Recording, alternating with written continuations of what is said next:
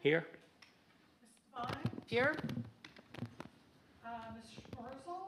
I think I see her rushing in. Okay. Mr. Ryan? Here. Okay, approval of the minutes, the Planning Commission meeting minutes. I know that Ms. Schmerzel had a couple of typo things. Are there any other comments on the December 5th minutes? And Petrea, thank you so much for getting the minutes to us promptly. As Mr. Iwan and I know, in past years, sometimes we'd be months behind, so we really appreciate having last month's minutes at this month. AI is really helpful for that. Yeah, and that's When great. they're so fresh in mind. That's great. Use it. And I thought I was one who was hallucinating. It must have been AI. Any other comments on the minutes? No. Okay, can I have a motion to approve? Move. Second. Second. All in favor? Aye. Okay. Public comments. We have a large public. Any comments? Seeing none. Old business. Stormwater manage is no, Mr. Abnack is not going to be zooming in. Stormwater management phase 2 update. Mr. Taylor. Yeah, I will be brief on these updates regarding stormwater management. So just before the holidays, we did meet with myself, Petrea, Ms. Schmerzel, Mr. Babinick, am I missing someone from that? And Lucas, of course, our consultant team, and Rob was there as well. So a subcommittee of our Planning Commission members attended, and essentially was our first sort of check-in with the consultant team and where we are. We gave them some instructions to kind of bring back really contextual to Kiowa, and some additional sort of what I would call more showing the math of their initial kind of where they are. But right now, we're still in that information gathering stage. Thursday will be our sessions with stakeholders. And so that session, Lucas will be meeting with the Community Association and engineering there to really have a one-on-one with them to really understand stormwater from a infrastructure standpoint. With the Community Association, that's going to be a big lift because this, we, the town, of course, as you are aware, don't have any of the infrastructure and control or manage. And so with that, working closely with Kika to really understand anything that they want to bring in, inform us throughout this process. The additional, we'll touch in with the other stakeholders, the resort, conservancy, et cetera. And so right now, as shared, we're in the information gathering stage. Petrea, do you want to add anything else that I am missing?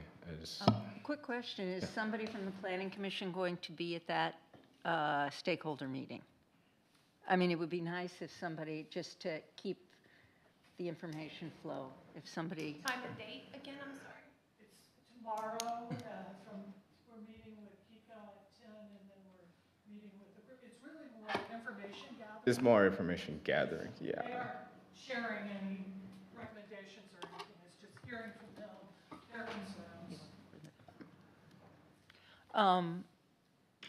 Mary Beth, do you think it important to be there? 9 o'clock meeting, but I can try to get there if it wraps up in time. Rob, do you? I'm going to be tied up in the morning still. We have plans to do another check-in, particularly with Councilmember Kay as well as Councilmember Spencer for the respective resiliency and infrastructure committee. And I think if maybe one of you want to join in that, I could maybe help touch bases of where we are. I think That's on the 15th. and that, yeah. Yeah, I just want to make sure if we're going to be working on a regulation that things don't get lost in Yeah. translation. Awesome. So that's kind of where we are in that update. The second one that's listed regarding beachfront and environmental sensitive areas, as you all know, the beachfront overlay the proposed beachfront overlay zoning district. We've been massaging that. We've been in workshop at the end of December. We have another workshop scheduled for next week. And so we anticipate hopefully that there'll be some more dialogue, but if not, I think the comments that we've heard to date have been sort of addressed, or at least begin to have some additional conversation and be informed the ordinance. And so by the time it gets back before this group in more, what I would anticipate either February or March, we would have the ability for you guys to take action, whether that's sending it to town council, for final reading or continuing to hear additionally from the community. I don't know, Ms. Marshall, you want to add anything? I know. I think you've covered it. Okay. We've kind of gone through all the questions, making some of it, we're just making sure we have all the data that we've covered in, hello? We're just working back through to make sure we've answered questions, that we have everything in there, and that our thought process was very clear. I think we did not do a very good job of that on the front end. When is the workshop? This is the one, I think you said you won't be able to make it, but on the 16th, Friday the 16th. At 10 o'clock. We had everyone else, but that was the only one I think was, could be modified. Actually, something may have changed because I think I can make it. But. Okay, awesome. Yeah. Any questions there? Okay, moving on, new business. The zoning text amendment application for combination of the lands, he just talked about that. Do you have any other comments on that? I missed it. You're not allowed to leave yet. Okay, under new business, we're going to be doing some modification on the landscape and tree preservation and design review board. Taylor? Yes, so in your materials today for review, I'll give just a quick context of where we are in the process regarding the design review board. At our December Town Council meeting, Town Council did approve the establishment of the Design Review Board, and where we are to date is beginning to prepare to have that board up and running. So there's a few more, sort of what I'm calling, checking the box items that, just from an administrative standpoint, that we need to complete. One of those was the establishment of the charter. Town Council approved that charter on yesterday. Additionally, the application fees that were going to our planning fee schedule that also was approved on yesterday. And then finally, the third sort of component to that is actually recruiting members for the actual board to be up and running. What's before you today is in our original presentation to the Planning Commission and Town Council, there was a thought to combine both the Landscape Tree Preservation Board and the Design Review Board. At the time, that thinking was, well, let's just kind of plan this out and see, have those boards up and running, and then we can come back at a later date to potentially combine those boards. And so based on the direction of Town Council, the mayor, staff, we recommended just going ahead and do that now of combining the boards. And so that's what's before you. The elimination formally out of the zoning code, the tree and landscape and tree preservation board, and those functions that were established under that board are now being fused to the design review board. And so the newly established design review board would be responsible for administering the standards applicable regarding tree preservation and landscape. So that's sort of an overview. What I'll highlight just is a few things, and then Ms. Marshall sent me some minor, what I would call edits, and I'll call those out for you. And then there's one minor thing that came up in Town Council's discussion yesterday regarding the charter. And so those are what I would call minor things, and after that, I can defer back for any questions of Planning Commission. One on page 2 of 3, under section 12-24.2, Design Review Board. Under section I, Decisions of the Design Review Board, under bullet 2, Landscape and Tree Preservation Board is still there. That would be replaced with Design Review Board. And then that last sentence, no approval of such considered application shall be granted. The removal of approval, sort of a duplicative nature there, is being removed. And then the second page, there's one call out of DRB under criteria E, and then under criteria G, modifying will to shall in that criteria. I think those are all, Ms. Marshall, and the ones that you shared with me. You said the E, that you changed TRB to DRB now. Yes, and E, correct, yeah. Yeah, that was one I saw too. And then what I shared with you all via email was just a minor discussion yesterday regarding Town Council meeting. Under this section 12-130, which is the design standards of the Design Review Board, page 1 of 2 of that section, in the purpose and intent, Originally, it read, "The purpose of these regulations are to provide a clear and transparent process for design and review of commercial, mixed-use, civic, and multifamily residential developments in the town of Key Island." What's being requested is to strike the multifamily to broaden and ensure that residential from this intent standpoint captures all residential. However, we know that the applicability of this ordinance would only apply to single-family residential, except those which are subject to, or not subject to, an existing architectural review board. And so the purpose of that is just to ensure that the intent captures broadly residential, opposed to only multifamily when we have the ordinance actually being applied to some single-family properties. I read it 3 times to figure that out. I got there. Okay. So that concludes sort of a summary of what's before you. I don't know if there are any questions from the commission. I'll answer those. May I ask a quick question? It's not really about the changes, but I just want to understand, on page 3 of 3, so I guess it's 1224-2J, Yes. lapse of approval. What happens if a project's underway, but it's been 18 months? I guess what I'm saying is, when does I'm guessing the clock starts ticking at approval time, Yeah. but the scale of a project could take longer than 18 months. I was just a little confused by that. Can you help me Correct. understand? Correct. So I'll sort of similarly apply it to how our zoning permit is an application. So we would have a zoning permit applied January 1, that, let's just say they got approved January 1 and that project started January 2nd. That the valid portion of that permit that was approved in January 1 goes for 1 year. If they did not start that project within 1 year, that's that lapse.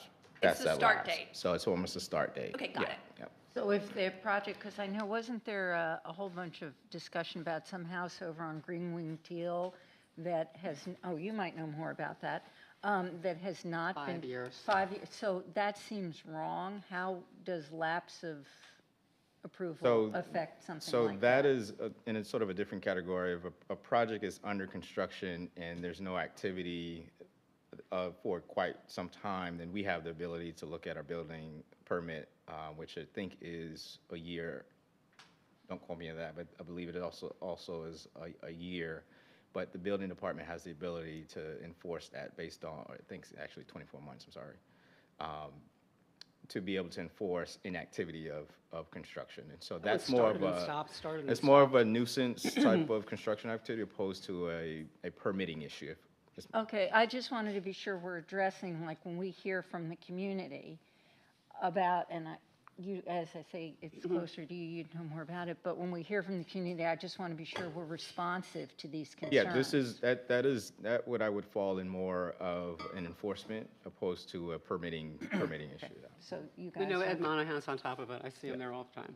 fine. But there's been starts and stops, and I think there's been issues Essentially, a with contractor has just funding. walked off all of the kinds job. of so, stuff.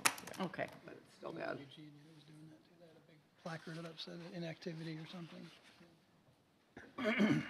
Any other questions, concerns? What, just this is more of a curiosity, what, the existing tree board, is it abolished and they have to reapply for design review Good board if they question. wanted to So come? the board is still in effect until this ordinance goes through town council approval. And so right now, that board is still in operation. So there would be a window between now and whenever this receives recommendation and second reading from town council, that board would be active. Subsequent to this getting approval, then that would disband that. What we have done is ask any members of that particular board if they are interested in serving on the design review board to put in the application, since we're advertising that as we speak. Any other comments, questions?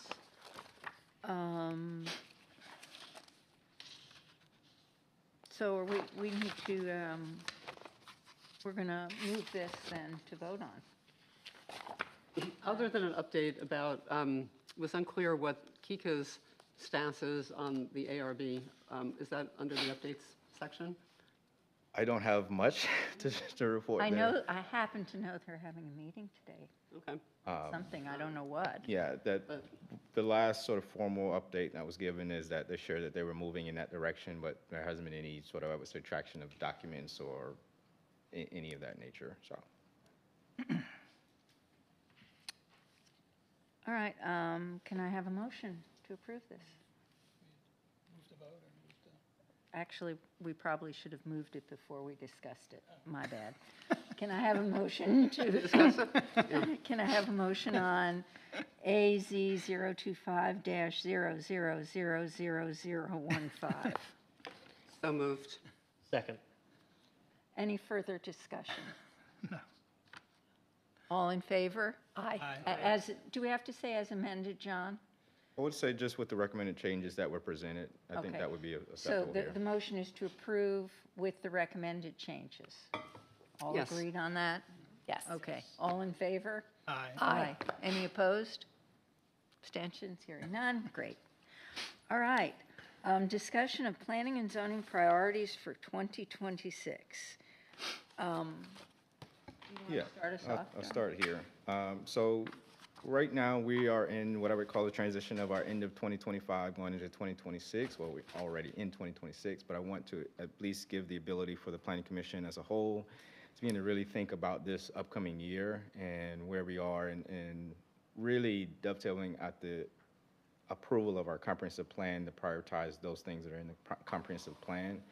What I've already begun to do is essentially take the balance sheet, quote unquote, of what we have not completed in 2025 as the beginning starting point of 2026. So our beach overlay, the environmental, our marsh, our stormwater, those sort of things are already on our docket for 2026. As you all are aware, the big rewrite was the next step of our zoning ordinance as soon as we completed our comp plan, and so that's how we will kick off 2026. But from your perspective, I wanted to at least just have you guys begin to weigh in to allow me to help inform town council at our strategic planning meeting coming up at the end of this month, those items which should be a focus area for the town. And so this is more broadly, I'm not asking you to provide exactly specific ordinance rewrites or specific things, but think generally broadly of things that we should be focusing on for 2026. And I'll begin, I know there's been really a discussion on how this alliance, Kiowa Alliance, begins to be formed or how it actually is implemented. And so I would begin, and we can have some of these one-on-ones if you guys would like to meet one-on-one or share those with Ms. Hennessy in your time between now and the next couple of weeks. But her and I will sit down and kind of really prepare for the strategic planning meeting with town council so that we're all kind of just aligned together moving into 2026. And so Are you looking for ideas now? you can email them, send it to me, but I think it would be helpful while we all as a group to be able to, so someone may have, this is the only opportunity as a group that you guys can share things, so if there are things that. I have a couple of ideas. Yeah, Yeah. okay. Actually, it dovetails to the Kiowa Island Alliance, which is to go back to the comprehensive plan. We spent a lot of time boiling down kind of an actionable set of recommendations. That was one. The other one that I thought really had some merit was the idea of a tourism kind of strategy in office that could kind of balance, all of the objectives around managing inflows and, kind of balancing all the somewhat competing objectives. So I don't know if town council has kind of gone back to that list of recommendations. But, to prioritize them and to kind of think about which to execute is number one. I can pause there if there's, Yeah, yeah. I mean, not in any particular order, but those two were on my list, and then the chief resiliency officer, Yeah. I think is Oh. paramount, because we've got all these actions going on that are being done sort of here, there, and everywhere, and there is no clearinghouse or no organizing figure that can get all that stuff under one roof, so to speak. Well, I don't know if this would dovetail into that, but one of the things I was thinking of, I don't know if you all subscribe to the Johns Island Advocate, the concurrency issue. The Charleston County Planning Commission is looking at requiring infrastructure analysis before any new project comes online. And I know we've talked about it, but I think this is something we really should pursue going forward. It seems to be, it makes sense on Johns Island, on Kiowa Island, in Charleston County. So that's something I'd like us to. Actually, that was kind of my second thought, which was, and I sent you that, which is, we do live in Johns Island, and, therefore, what's happening here affects all of our quality of lives, getting on and off the island, safety, and so forth.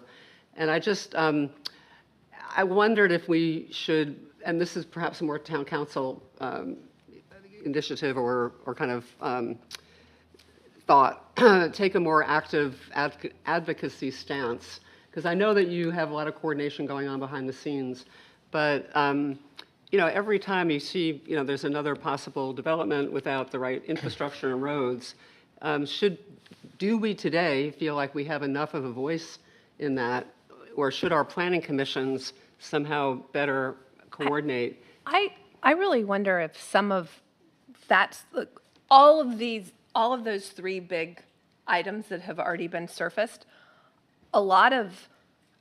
There's got to be a lot of framing in their establishment, and in my eyes, the Kiowa Island Alliance should tackle that as well. I mean, they should be inward facing as well as outward facing, because it's the same groups of people who are impacted. So I agree with you.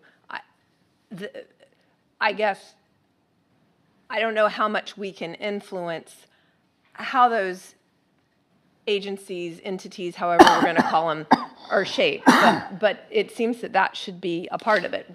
And a part of that would also then fall under visitor management, visitor attraction, however we want to call that, whatever we want to call that tourism area. But anyway.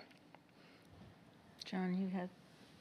I was just thinking when you were talking about this latest project that's been proposed up around River Road and Maybank, and it's just mind-boggling to me that they would even think about doing something like that, given that they're not even going to get to the roads. I can add just a little bit of color on I think what I'm calling outward sort of advocacy and working with the external stakeholders.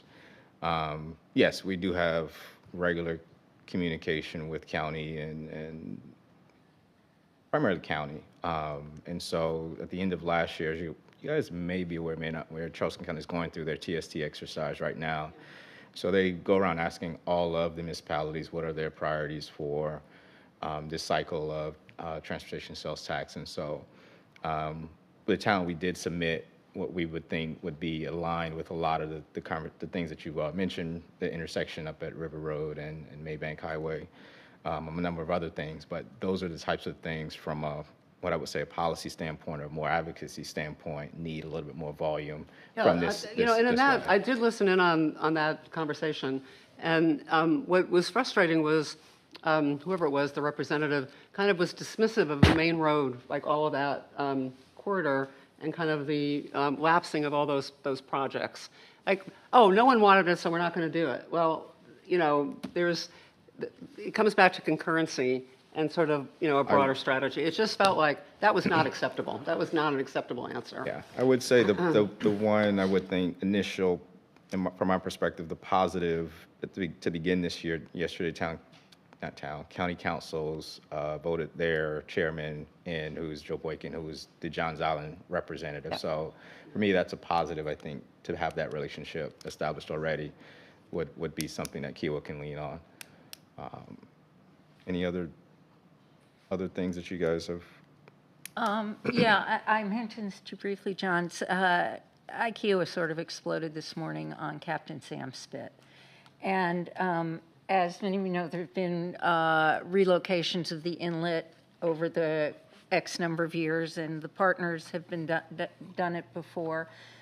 Seabrook Island has a permit application that was forwarded to us, and the applicant is the Seabrook Island Community Association with one guy's name on it, and Kiowa isn't party to this application, whereas in the past, I think we have been. Mr. Pramar, maybe you know some more history, or John, on this, but there seems to be concern, how is Kiowa involved?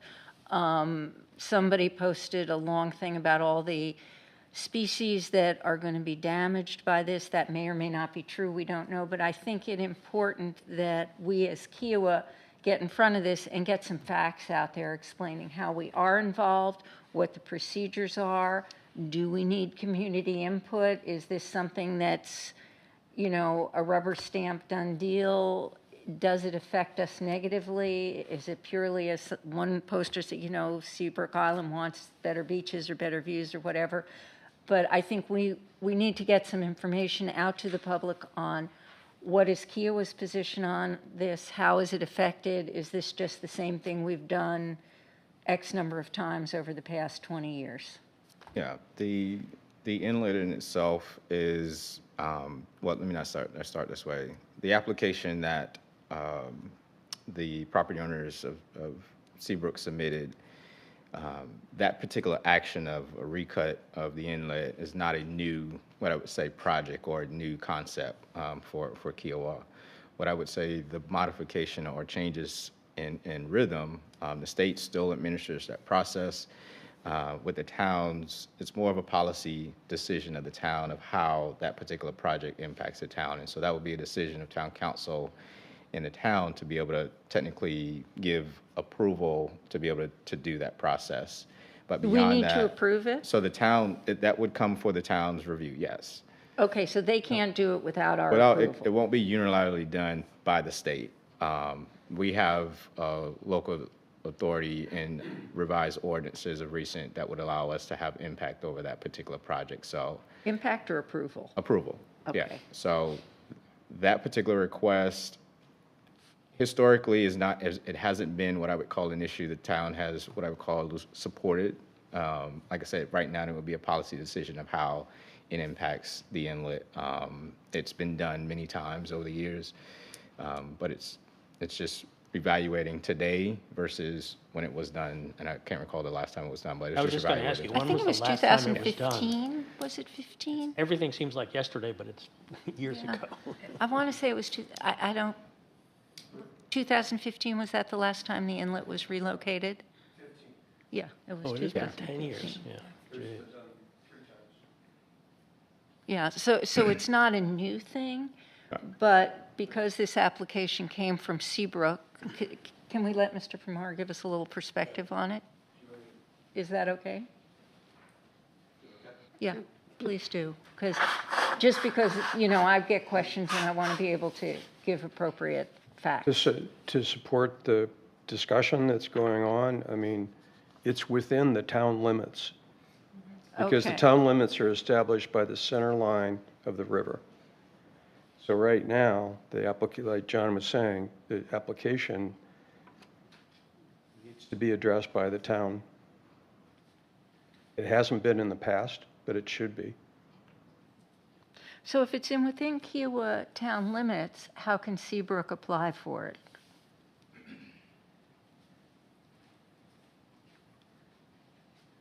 They would have to apply for a permit for the town, a land disturbance permit for the town.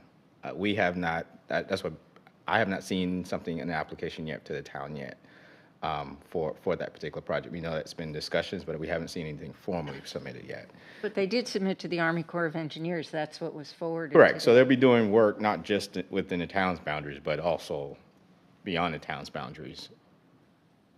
So the project and I'll give you, I know I just gave this to Yeah, you. so, So if you would look at the application, because, yeah, what I would recommend is I'll take a look and we'll provide something back based on what we've seen and have something, as you requested, something shared with the community. yeah, I think that would be important because people want John, to know does what's this have any going. relationship to when they put the jetties into the harbor, which changed the distribution of sand?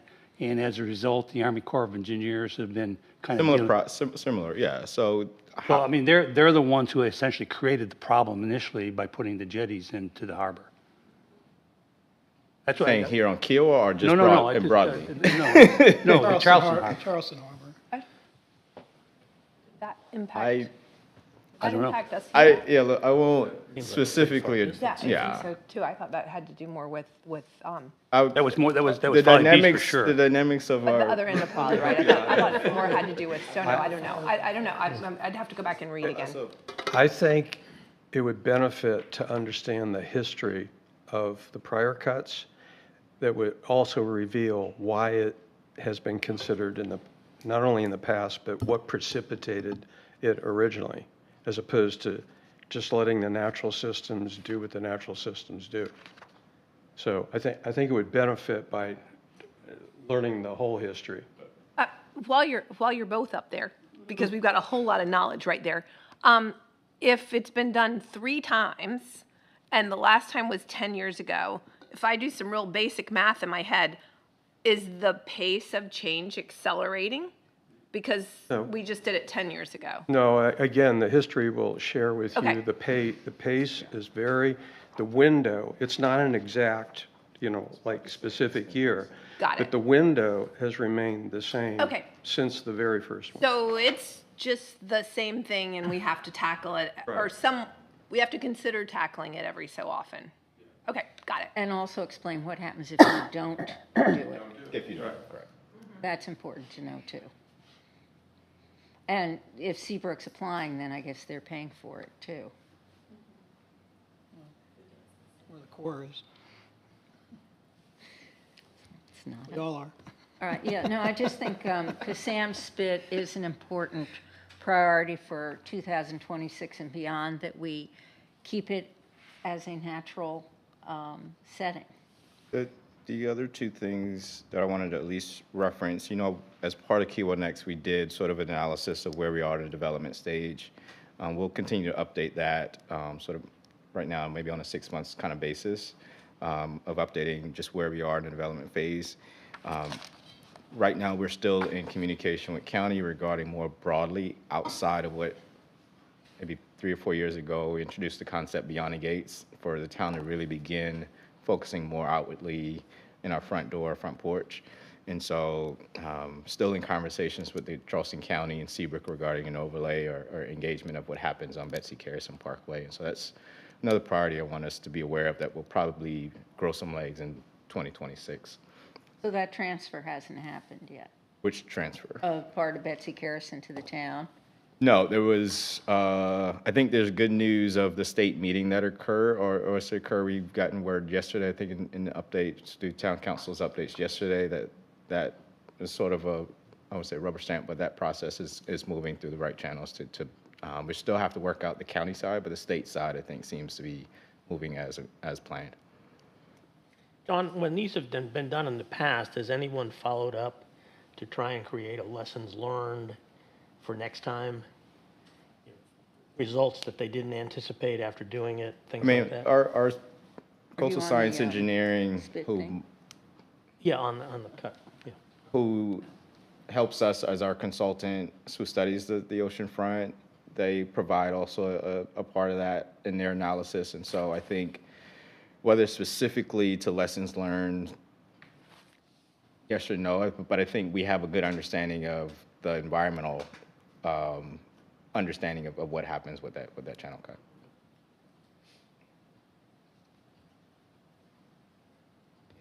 Anything else that might be? That's all I have for the. Anybody have any other thoughts? Any great, Mr. Hywan, historical perspective of things? Wisdom? I was trying to think, that makes you you're now the institutional knowledge now, right? And that's scary, because I'm still relatively new. You can call me Although, though, no, right? Mr. Conley has been here and shared a lot of things, so he has good institutional knowledge. Good point. So, okay, anything else on this? All right, nice, we have a light agenda. Correspondent and staff comments? I will share just on development project updates. Night Heron Park, Night Heron Activities Building, I have a temporary CO for them to be able to sort of get going, initial stages, begin testing out equipment and that type of thing. But they'll be fully operational hopefully soon. But just that's advancing. Ocean Pines continues to advance. Those are the only two substantive development projects. I will give resiliency. I'm sure if you wanted, the last meeting was, we didn't have a meeting in December, so there isn't anything, but I know there is appetite in conversations with Councilmember Kay and Councilmember Spencer regarding just the infrastructure committee and the resiliency committee really partnering to make sure that they're not, the scope of their two committees, making sure that they're overlapping and working together. So as the resiliency committee filters anything else, we'll update the planning commission there. Is there a target date for opening the Night Heron facility? I thought it was Supposed to like be 6 months ago. December. It was supposed to be December. There had some issues with lighting back in November, December. But I think this, That's just from an employee, so that's. So taking advantage of my last at bat here, what's happening with the communications tower? good question. I and Councilmember Spencer met last week, or not last week. This week. It's all running It's together. already like, just to be able to put something out to the community, because since our last, at the end of the year, we did meet with Crown Castle and a couple of the providers on site. We did another sort of not sections, but a few additional site visits for some of the, for the rest of the towers. The remaining towers, Cougar, Turtle, and Daniel, what was one more that we visited? Essentially, they're doing an assessment of those sites. The challenging thing is those sites are a little bit more compromised because they're more tight than the Ocean Course. The Ocean Course is supposed to be being, all sort of in their court. They're working with the resort to modify the location of the new tower, but it's really more so just doing due diligence where we are now. So that's why we haven't seen anything go up. It's a process. First leg of the race is. On the Berkeley Tower? Say it one. The Berkeley Tower, because that one's central. Berkeley Tower, we haven't gotten any updates on there. Crown Castle doesn't own that tower. One, right. By Vanderhoos. Vanderhorst, yeah. So our primary engager so far has been Crown Castle because they've been comprehensively looking at all their towers, but that particular tower at Berkeley is Berkeley's tower. So I don't know if that answers your question. The thing is that it's a process moving. It's just a little slow where we are right now. I think, from the work I did with Councilman Spencer and all the, when I went to all those provider meetings, that Ocean Course was the one that we were really pushing on because that's where there was the most room That's the and one the that most they've taken priority. There's been essentially two, what I'm calling site relocations of where the actual tower would be based on existing equipment, based on operations of the resort, to be able to still operate their facilities there, the maintenance yard. And so there's some coordination that has to happen before. And they're going to start at 120, right? 20 feet. Yes, no, I'm not sure what they're going to start with. Height-wise, that was 150. 150 Moved up to wasn't one- approved. 120 was approved. They sent us the 120. Okay, so 120 is what they shared with us. Yeah, because I've been looking at cell towers everywhere I go now. and It's hard to find even ones that are 120. 150 is high. It may be worth an update in the newsletter, like in the town council We talked. thing. We immediately talked about that. Yeah, I had a phone call with AT&T pending this morning, so folks are recircling after, but we'll get something out to the community on that. I kind of briefly shared the update on the coordination with Charleston County in a potential intergovernmental agreement between the county and the town. Our planning staffs will continue to meet. That includes the Seabrook Island as well, to kind of really look at Betsy Carson corridor. And so we're beginning to put some things on pencil. And so after that kind of massages between the three entities to an approvable state. I think the goal is to bring those back to our respective teams and planning commissions, councils, and get some sort of confirmation, and that way we can move forward with that initiative. But that's still in works, but we've continued those conversations, which is good since the beginning of the new year. And then just for our dates, yesterday town council meeting, number of things transpire, noise ordinance received. I'm not to say those things impact you and what your roles are, but you guys may have tuned into noise ordinance receiving its second and final reading. And then upcoming on the 22nd will be the mayor's State of the Town. That'll be at 4 p.m. And then town council strategic planning meeting will be on the 27th and 28th. So those are all the dates I have for you right now. Questions? Any public comments?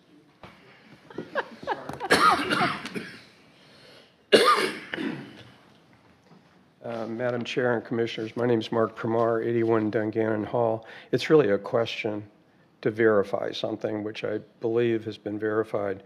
The passage of the Design Review Board and so forth, the lead story has always been that it applies to commercial and multifamily, I believe, right? That's always been the lead.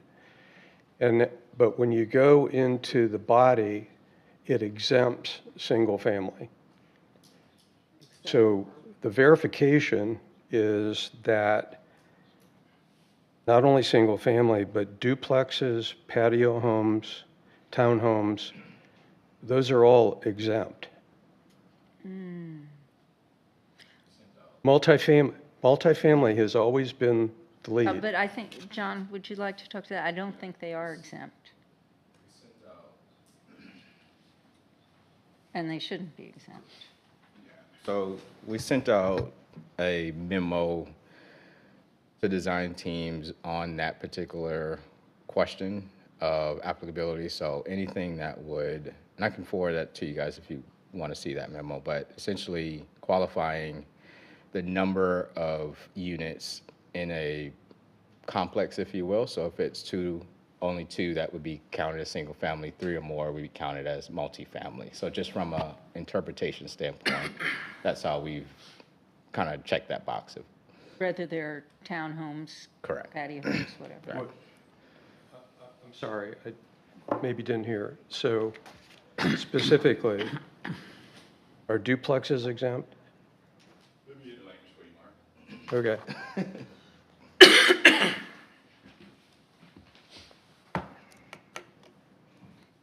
And Mark, when you speak, could you clarify if you're representing the resort or the partners when you're asking? Yes. But I'm representing myself too. I'm a single family home owner. I want to understand whether I'm exempt or not as a property owner. So there are a lot of property owners that own patio homes, duplexes, and townhomes. And all they've heard to date is that multifamily and commercial are the principal uses going through a review board process. There's been no mention of the other categories. Okay. And there are a lot of them, by the way. Was that an oversight, John? I mean, because I would think they would be included in So- the design review board. So, But don't we need to reference So- how we define as a town what? So- Is there a multifamily- standard for definition? purposes- I'll read the language for you guys in the memo. So what we did was regarding the December effective date of the DRB, the applicability ordinance pursuant to section 12-24.2, Design Review Board provisions, this article shall apply to all real property within the municipal limits of the town of Key Island, excluding single-family residential, except single-family residential, which are not subject to the review or purview of established architectural review board. We list out what those definitions are within section 12-374, so which would include single-family attached, single-family detached, apartment, duplex, townhouse, multifamily dwellings.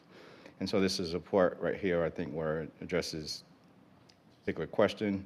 For purposes of the ordinance, section 12-102, principal uses and use regulations, single-family detached, patio home, single-family attached, row houses or townhomes of 2 dwelling units shall be classified as single-family residential.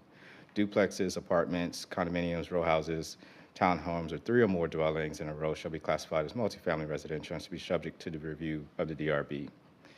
Additionally, any proposed single-family development encompassing non-residential uses as determined by the planning director shall be subject to the review and approval of the DRB. So these include but are not limited to neighborhood or community pools, offices, or other similar amenities or facilities. So I don't know if that. So, John, the way that definition reads then, if you have a large townhome / patio home sort of development, and I'm not saying we have it here, you could have a place where it's just 2 townhomes attached. That would be single family. Next door to it, you could have 3 townhomes attached. That one would be multifamily. Am I understanding that correctly? So if it depends on the application submittal. So let's just do some real life neighborhoods. I think that might be. What do you mean by application submittal? So if I'm the developer of my property and I'm coming in for. I'm more concerned about what we already have. I'm trying to understand under the umbrella that exists today. Yeah, so a group of 3 townhomes together, if they're making some amendments, they would need to go before the DRB. Yep. So an example of that would be Riverview.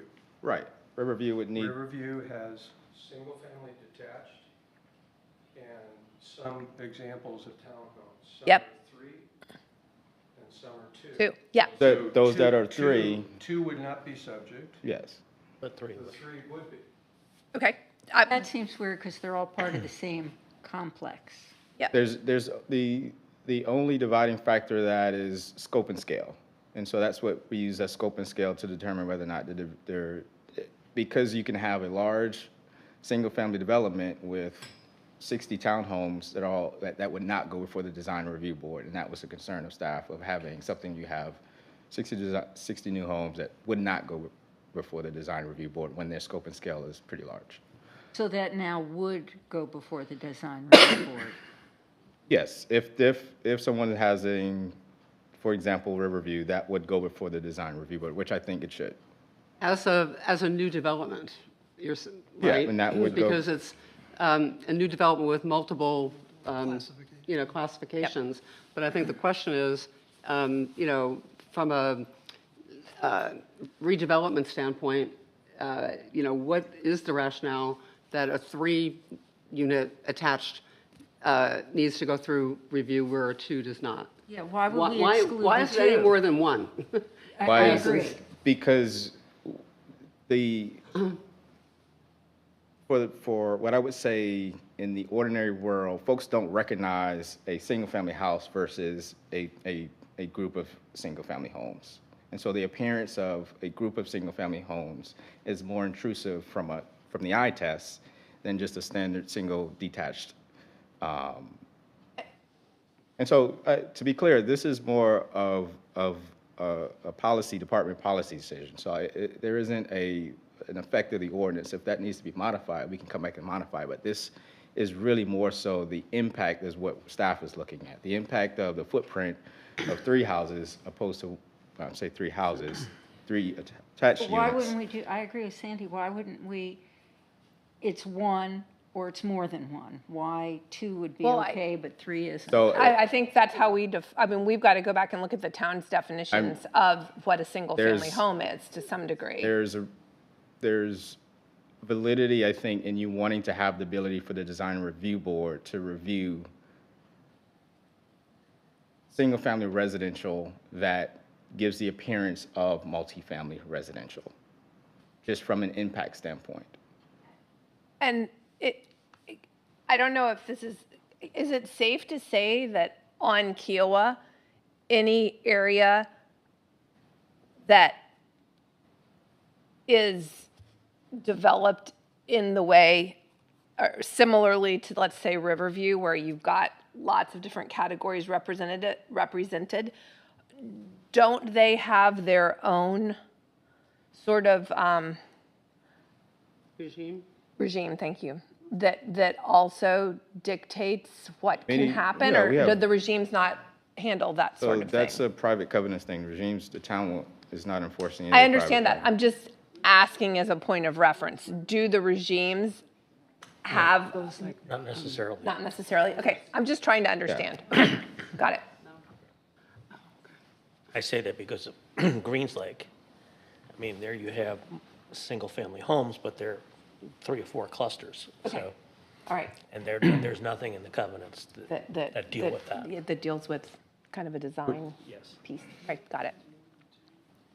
So, Madam Chair, I apologize, but I'm still unclear. So if a developer submitted a subdivision such as Riverview, are all the pieces of that subject to a design review board? That's one question, because it's a blend. I would think it Is the would answer be. yes? I mean, It's multifamily. If we go back, I've participated in every one of these discussions. The lead story has always been commercial and multifamily.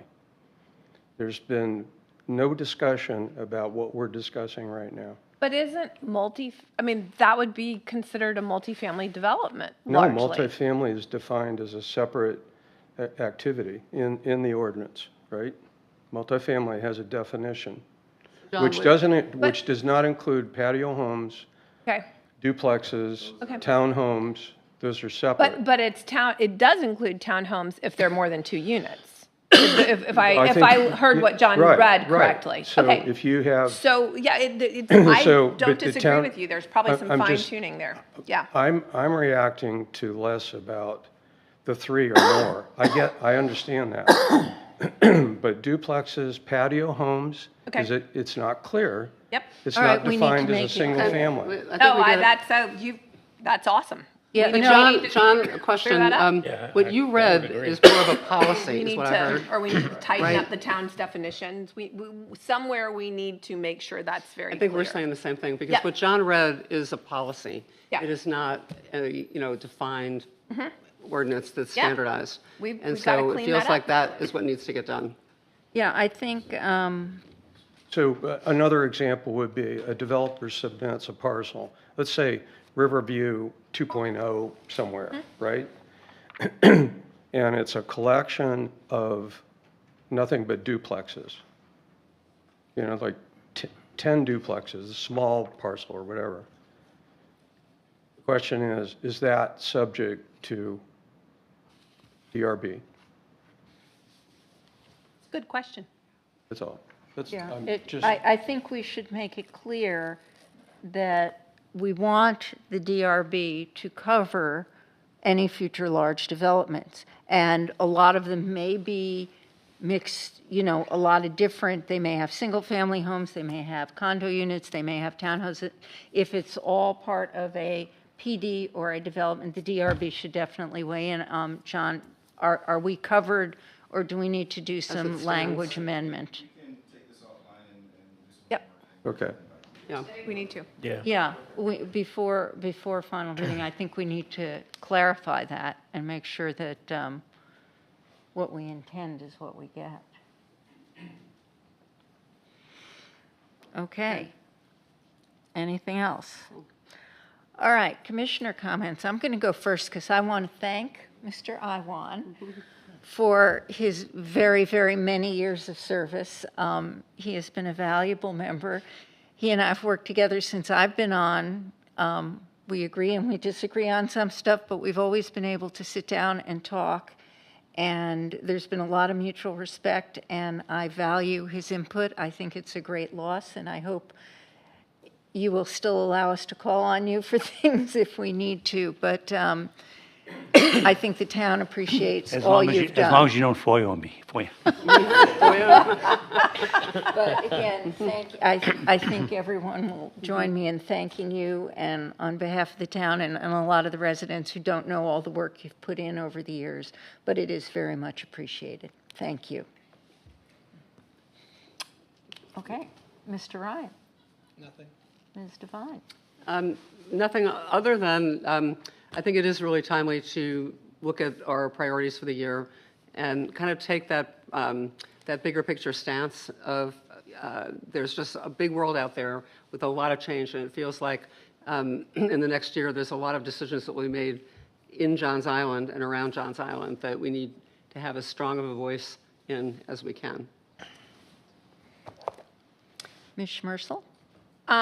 So I'm going to take a page out of Commissioner Farrell's book yesterday in the town council meeting and just thank the planning staff, John, Daniel, Patria, for helping us so much and providing so much background and information and just being a great resource. And Mark, I think you fall under that umbrella as well. So thank you. Yeah. and then I'd like to thank everybody else because I do think that we worked on a lot of different things this year, and I think we worked as a team, and I really appreciate that. And then I would just echo what Sandy said, that I think we touched on a lot of it with the comprehensive plan in terms of looking beyond Kiowa for the things that impact Kiowa and everybody who lives there. And I think we have a lot on the island or in the town, but we got a lot outside that we've got to do a better job of being engaged and making sure that we can all live together. So that's it. Mr. Conley? I would just reinforce that again, because this Johns Island report that we get every 2 weeks or so is a real eye-opener in terms of what's going on around us. And I think it's important that we have some say, or at least be able to contribute something to that process. Mr. Iwan, the floor is yours. No closing speeches, just to say thank you to, first of all, to reiterate, the only person here who's had more tenure here is Mark. But to the staff, I came to this job completely, I would say unprepared, but certainly didn't have a background. And everything that I know, I learned either through their direct involvement or providing me resources that I learned. So all the town staff is great. I leave the commission, more years than I thought I'd ever spend on it, then with a very, very confident feeling. This council that we've been on the last year or so, we took on a lot, and I'm always amazed at how committed, how much work you guys do, how important it is to you, the livability of Keogh is to the citizens, and I certainly appreciate that, and I feel comfortable knowing you're there. And lastly, to the Madam Chairman, is that she says disagree. I say we discuss, but we do it honestly and straightforwardly, and we never have backed off from being honest with each other. So thank you so much. And I thank you again. We'll miss you. Yeah, you will be missed. Come to meetings. Anything else? We've been looking for you. I was thinking, I was going to say that the one disappointment I've had is that I always thought that there would be more community involvement, more citizens, coming up to these meetings, because these are issues that impact them. And it always surprised me that Mark usually was the Lone Ranger, or a lot of times was the Lone Ranger. So I don't know what we can do to get the more engagement, but I think that would be great. I think we need to put up more yellow signs, then people show up. Just have to have Issues that involve dogs and birds. Take down IQ and you'll get more involvement. I actually have one more question. Yes. Are we officially now 1 o'clock? For most of, Yeah, I was gonna say, I was gonna present that again, but me and Madam Chair talked about that. yeah, we used to be 3 o'clock. We moved it to 2 o'clock because sometimes I have a thing I'm involved with that I'm trying to, when it's not on Wednesdays. But we'll try and do 1 o'clock if that's better for everyone. There may be some months if it's okay to be 2 o'clock. But right now we'll call it 1 o'clock. Is that good with I everybody? mean, personally fine with me either way, but. Okay. Is everybody else fine either way? Slightly Okay. preferred. Let me make the last motion. 1 o'clock. Okay. Let me make the last motion. Okay. I move that we adjourn. Do we have a second? Second. All in favor?